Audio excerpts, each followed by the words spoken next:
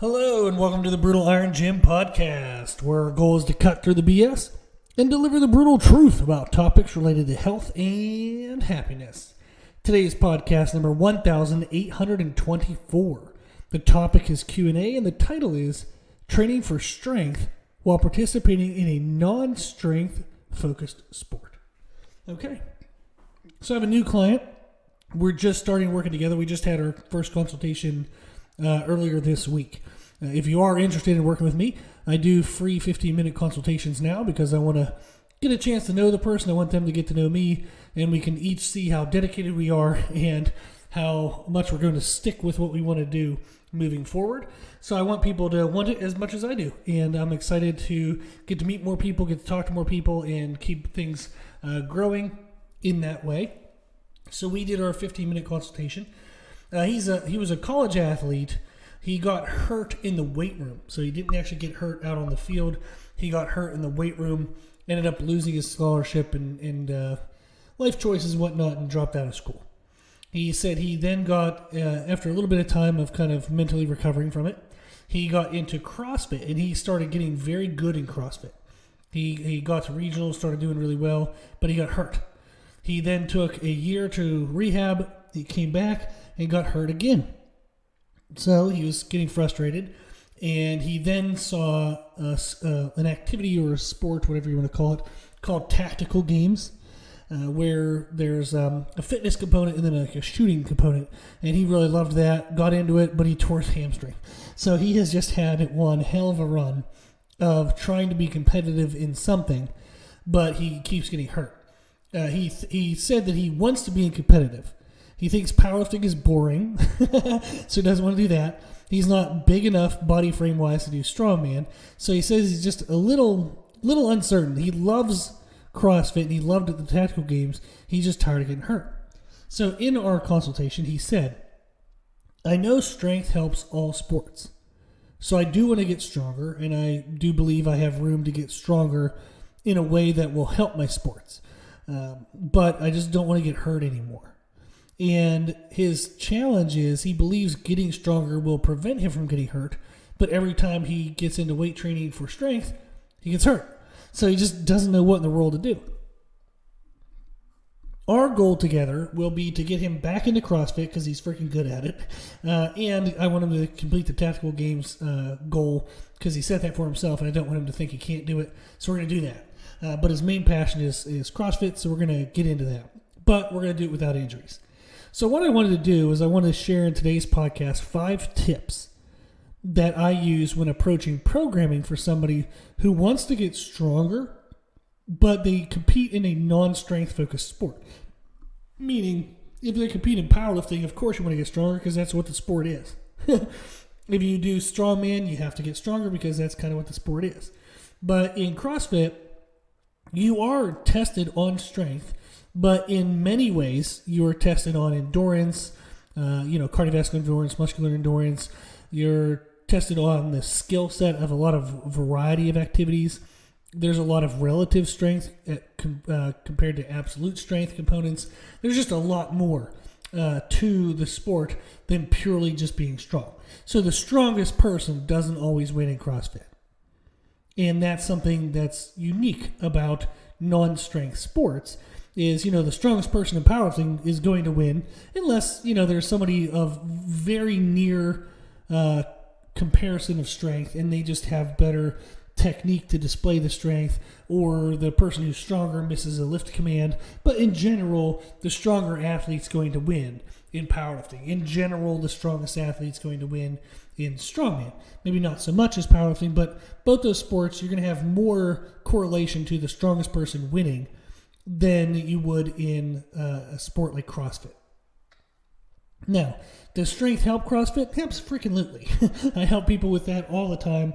I train CrossFit athletes very regularly to get them stronger, not only to prevent injuries, but to improve performance on everything. So it's a thing we do all the time. Absolutely love the sport. So that's what we're going to do with this person. So the 5 tips we're going to cover is the first one is nutrition and sleep. I know that's not a training program tip, but too bad, you're going to hear it because it's that important. The second tip is training to technical fatigue, not total fatigue. The third tip is to use intensity modulators in your training if you're not working with a coach who does like video reviews. I do video reviews, so I actually pick the weights I want the person to lift in their programming. So I actually tell them exactly the weight to lift. Whereas if you're writing your own programming, how do you decide on the weight to lift? So you would use intensity modulators to help with that. And then we want to, the fourth tip, understand the relationship between intensity and volume. And then the fifth tip is to use isolative movements over overload movements. So I'll come back and I'll touch on that here in a second. So the first tip we have is nutrition and sleep. If you're going to be asking the most of your body, you have to give the most to your body. No one does that. We all want more, but we don't focus on giving back to the body. But podcast 1818, so 1818, we just made a couple days ago, like a week ago or so, is a training podcast titled Your Strength is Limited by Your Recovery.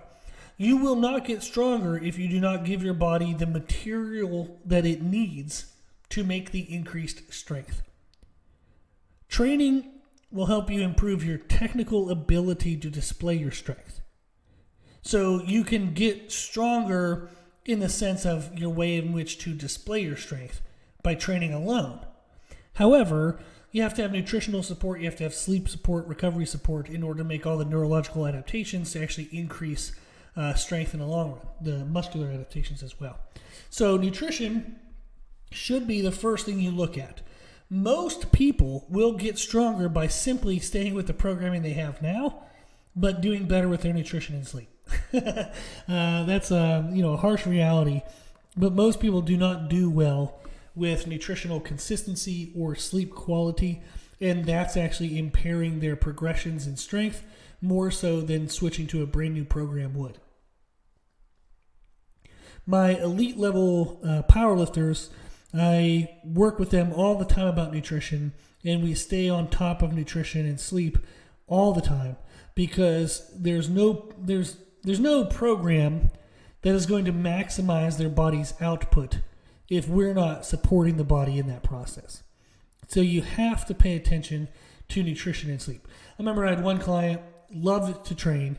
They would train 7 days a week, twice a day if I let them, but their nutrition was crap. They would kind of sort of maybe eat most days. Their protein was hit or miss. Some days they'd have 80 grams of protein. Another day they'd have 240 grams of protein or anything in between. The food was just absolutely everywhere. And they were saying, oh, my elbows are hurting, my shoulders are hurting, my back is hurting.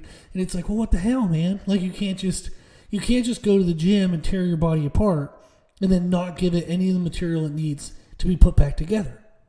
So that was tough. That was a frustrating process. They just had this mindset that they could just punish their body into being better, and it just doesn't work. There is a cap to that. Eventually you will plateau and you'll start accumulating a lot of injuries. So you do absolutely need to pay attention to nutrition and sleep. For nutrition, you can go to our website, www.brill-iron-gym.com. There's the free nutrition education page. The first document on that page is how to set up your own nutrition program. That'll teach you what the amount of calories you need, the total amount of protein you need, and then it'll talk to you about timing of your calories and protein throughout the day. So you can get that for free on our website. I do train people for nutrition only. If you want a personalized nutrition program that includes a lot of personalized education, and then I do train people for nutrition and training. So if you want that, you can see about both those services on the website as well on our one-on-one services page. But you can get it for free, so you don't have to pay me anything if you don't want to. You can figure it out on your own. Just I want you to know what to do more than I care about making money from it. So that document on the website will tell you and teach you how to figure out your calories, your protein, and the timing so that we can get that sorted out and have it correct.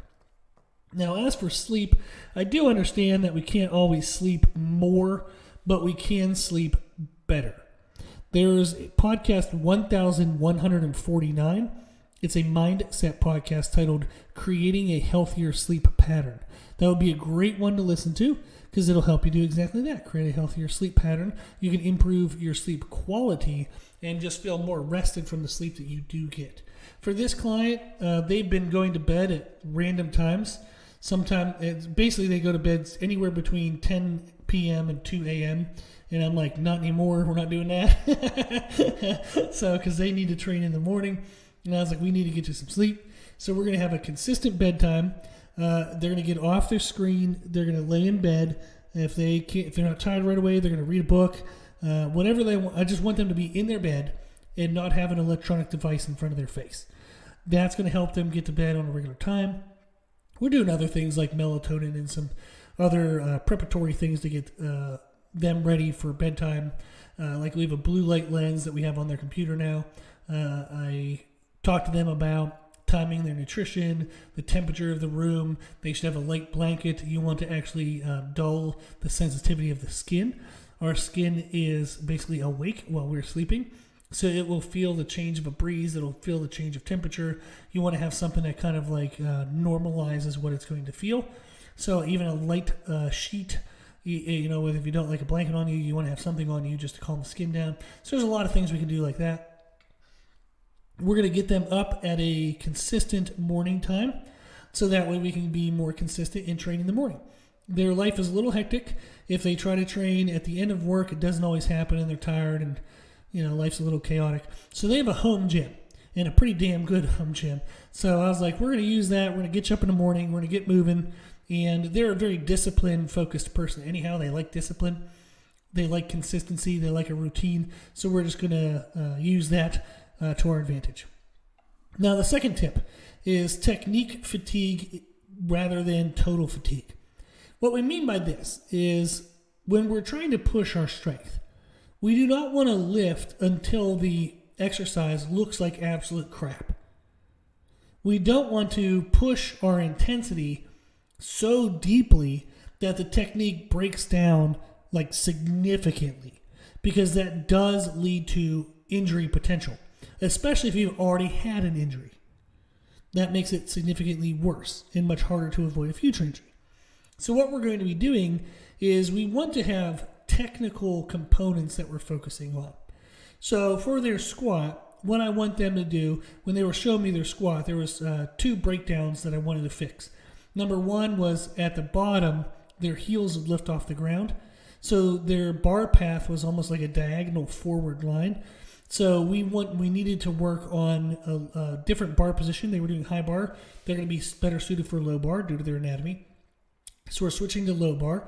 We're also going to be focusing on externally rotating the knees on the way down and maintaining more heel pressure. What I want them to do is at the very bottom, when they film themselves and watch themselves squat, I want them to see that their heel stays down on the ground at the very bottom. And as they start to come up out of the bottom of the squat, I want their chest to lift at the same time their hips do. So what we don't want to see is that the torso angles more towards the ground on the ascent than it does during the descent. So on the way down, they're going to have an angle where their chest is pointing like, maybe 3-4 feet in front of them towards the ground. When they go to the transition to stand back up, we don't want that chest to angle further towards the ground. We want it to stay exactly the same as they drive up, and then they'll upright themselves. So we're going to be watching the heel pressure on the ground and torso angle. I don't want them to go any heavier than what they can control those two cues for. Even if that means right now they can only squat 225, I don't care. It's more important that we squat correctly than it is to squat any amount of weight incorrectly. Incorrectly doesn't build the right muscles, and it just makes us more prone to injury. So we have to bring the weight down enough that they can squat correctly first. Then we'll go ahead and build that weight back up. I've done this a bajillion times with a bajillion people, and it works every single time. And every single time, everybody stays safe. And eventually, they end up crushing their old PRs. So it just takes some patience at the beginning part of it. But that's what we mean technical fatigue rather than total fatigue. What I want him to do is when he's doing a set of repetitions, if he loses his cue on one of the repetitions, but he believes he can get it back on the next repetition, like it was more like a mental slip than a physical fatigue, I want him to go ahead and try the next repetition. But once he has 2 repetitions that at least like one or more technical cues break down, he has to stop the set. So if we're going for a set of 5, and on rep number 3, he feels like his heel might have come off the ground, but he can fix it on number 4, go for number 4. But then on number 5, his heel lifts off the ground again, well, the set's done. So once he has 2 ugly reps, the set is over. If he was going for a set of 5, and we had an ugly rep on number 2 and an ugly rep on number 3, we stop the set. Once he has 2 ugly reps, the set is done, regardless of how many reps we were supposed to do. This is very, very, very important when you're trying to train for strength, but strength isn't your primary goal. You actually have another sport in mind. If you get hurt aiming for strength, it's going to drop you out of all of your other like actual sport-related activities or significantly impair them. It's not worth it. It's better to leave a rep or 2 in the tank than it is to try to push an extra rep or 2, get hurt, and miss a week or 2 or a month or 2. So on our challenging sets, we are looking for technique fatigue, technique failure, not total failure. The third tip we have is to use an intensity modulator. Now, this is if you're not working with a coach. Is you want to use, whether it's percentages, RIR, which is reps in reserve, or RPE, which is a rate of perceived exertion. You want to use some kind of modulator that'll help you control your intensity so you're not just doing everything maxed out. Overwhelmingly, when I get very competitive people, they just destroy themselves. And they're like, I might have been able to do one more. And I'm like, good God, you shouldn't have done the 3 you did do. I was like, these look horrible. Please take the weight off. But they tend to just push themselves until they die. And then they wonder why they feel like crap and they're tired and they're hurt and angry at everything. But what we want to do is we want to control our intensity in some fashion. You can use percentages, RIR, RPE. There's a lot of other things out there, but those are the 3 kind of main ones that I see. Now, what this means is if you're going to do a set of squats today, maybe you're going to do 5 by 5. That's a traditional kind of thing. You might do 5 by 5 at 80%. So you're going to give yourself a intensity to aim for, rather than saying I'm going to do 5 sets of 5 of the most freaking weight I could possibly do for 5 reps. Ugh, that's not a good idea. That's way too much volume at that high of an intensity. You have to have some kind of cap on that intensity, some type of control on that intensity, and that will help you better manage your intensity in the sense that you're going to maintain better quality of effort and you're not going to get hurt. And those are very important components because it helps you make long-term progression. Now, we have podcast 1738, which is a training podcast titled Intensity Regulation, Percentages versus RPE versus RIR. So that would be a great one to listen to. Podcast 1738, Training, Intensity Regulation, Percentages versus RPE versus RIR. Now, you can find all of our podcasts on our website, www.brutalirongym.com. There's a podcast player that goes back 300 episodes, so you'll find this one. If you want to find older podcasts, underneath the podcast player, we have steps on how to find older podcasts. But podcast 1738 will be in the list of the podcast player, the main player on the webpage. So definitely want to listen to that one to learn more about intensity modulators. Now, if you're one of my clients, don't worry about it. I take care of that for you. So the fourth tip we have is intensity versus volume. When you're testing your strength, you're kind of wanting to see where you're at in your strength. You want to use high intensity but super low volume. So you might only work up to like a max effort set of 2 reps at 95%. If you can do 95% for 2 reps, you've definitely gotten stronger because that's not typical. Typically at 95%, you're going to do 1 rep and it might look really clean and maybe you could add 5 pounds, 10 more pounds, but you're not going to typically get 2 reps. So that would be a way to test yourself is say, okay, I'm going to do 95%, see if I can get a clean single. If I feel like it, maybe I'll go for the second one. And I know that if I got 2 reps at 95, then I'm definitely getting stronger.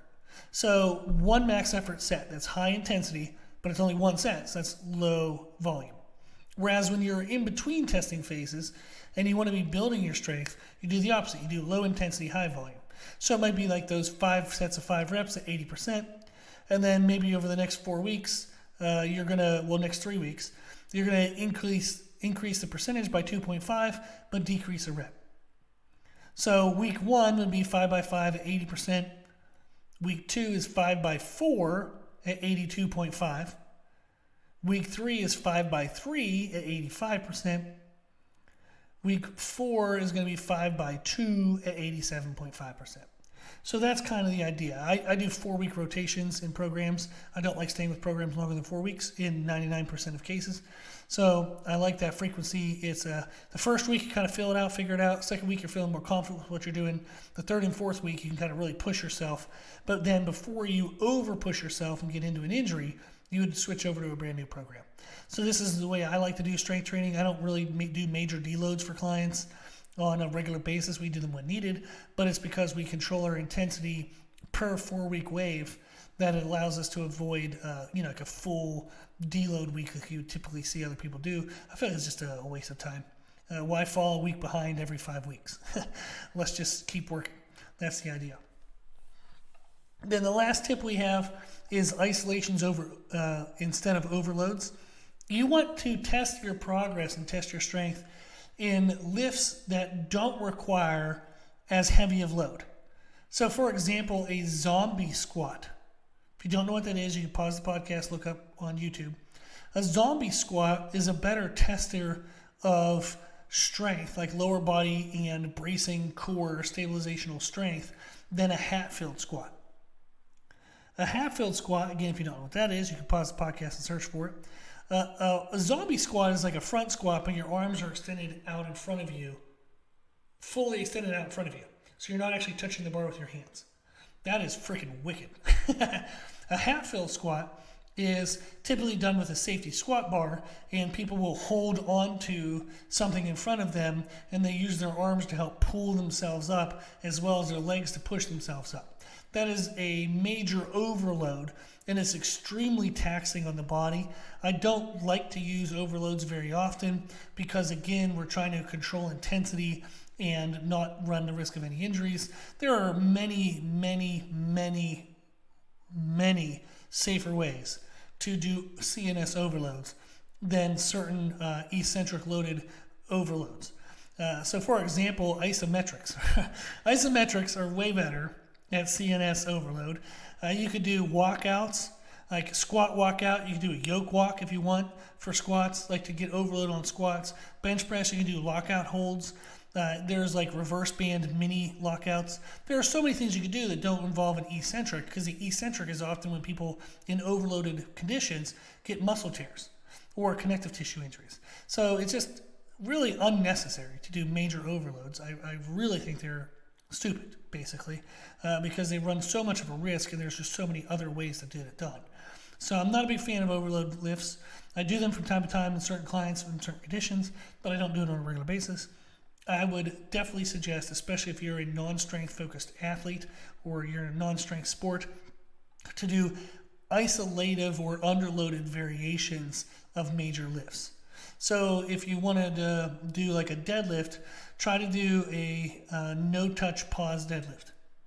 So maybe you do conventional deadlift. After the first repetition, you come down and stop about 1 inch off the ground, pause, 1, 2, and then drive back up.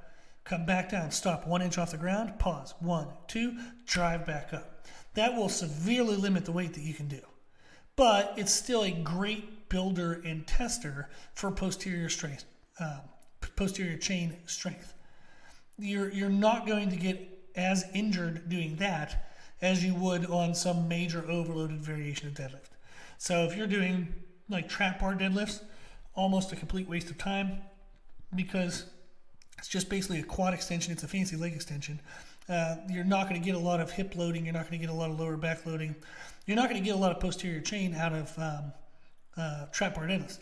Now, you will get some. I don't doubt that. And you're getting a lot of thoracic tension. So I know they're challenging, and I know they have their own difficulties to them. But overloading and doing 1,000 pounds on a trap bar isn't really going to make your deadlift much stronger than an isometric hold or like those pause no touch deadlifts would. They would actually be significantly better, and there's way less injury doing those things. So you want to use underloaded variations or isolative variations rather than overload variations for testing strength. Okay, so those are our 5 tips if you want to train for strength while participating in a non-strength focused sport. Maximize your nutrition and sleep. Train to technical failure, not total failure. Use intensity modulators like percentages, RIR, RPE. Make sure you understand the relationship of intensity and volume. When one goes up, the other has to go down. And use underloaded isolative variations rather than overload variations for strength progression. Awesome. If you have any questions, if you need anything, reach out. I'm always here and I'm always happy to help. My email is brutalirongym@gmail.com. If you like the podcast, please share the podcast. If you like the podcast, please consider donating to support the podcast, which you can do on our website. Also, if you like the information we share in the podcast, you can find more from us on our social media channels. You can find us and follow us on Instagram and YouTube under the name Brutal Iron Gym. As always, I hope this was helpful, and thank you for listening.